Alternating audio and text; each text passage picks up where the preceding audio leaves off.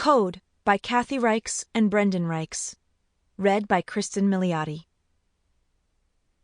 Prologue. 97 days earlier.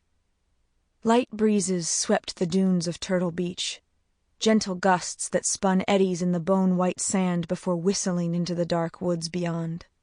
The sky was enormous, black, and moonless. Though well past sunset, the air remained muggy, thick, and warm. Another quiet night on Loggerhead Island. But not business as usual. Just past the tree line, beneath the looming hulk of Turn Point, a monkey troop clustered high up in the branches of a longleaf pine.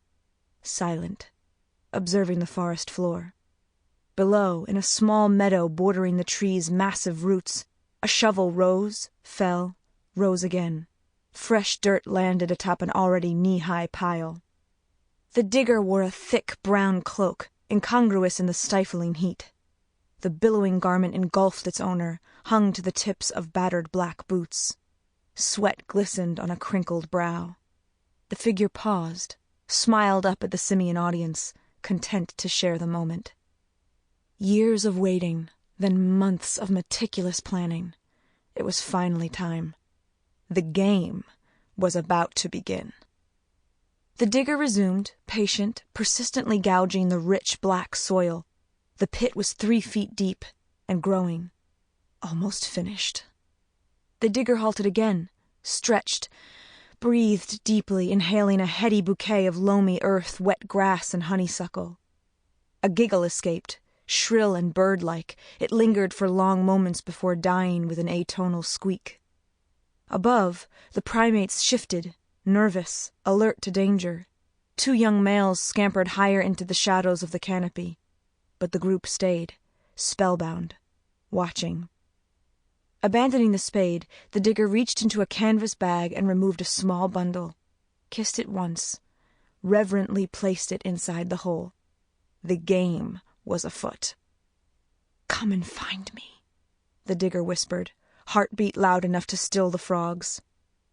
Humming tunelessly, the digger filled the hole and covered the surface with dead leaves, stepped back, located a wristwatch button with one trembling finger, pressed. Ding! The childish giggle sounded once more. It's done. The key is buried.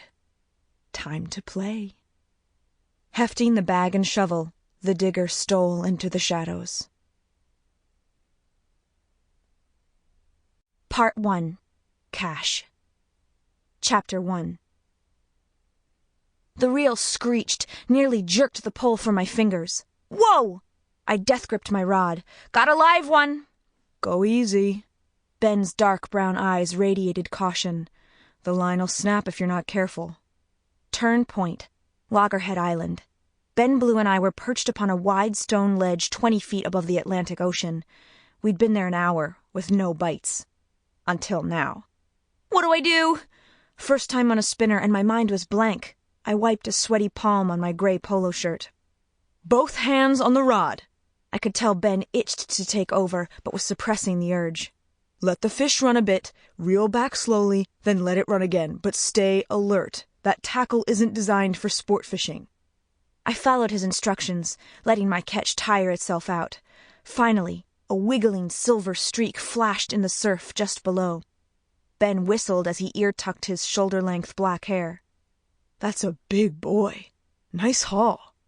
Thanks. Tag in? My arms were burning from the extended tug-of-war. This monster's not a quitter. Ben took over, muscles straining beneath his black tee and cut-off khakis. Of all the virals, he was the strongest by far, and the most connected to nature. Ben spent most of his free time outdoors and had a deep coppery tan to prove it. The Blue family claims to have descended from the Siwi tribe, a local Native American group that disappeared from the pages of history 3 centuries ago. There's no way to prove it, of course. Just don't tell Ben that. Ben's small boat, Siwi, was our primary means of transportation. He'd used the old 16-foot Boston whaler runabout to explore dozens of Charleston's barrier isles, and learned the best fishing spots, like this one. Moments later, a gleaming, flopping captive dangled from the end of my line. Ben reeled it up to eye level. My catch was silver, 1.5 feet long. Sample complete. Ready to continue?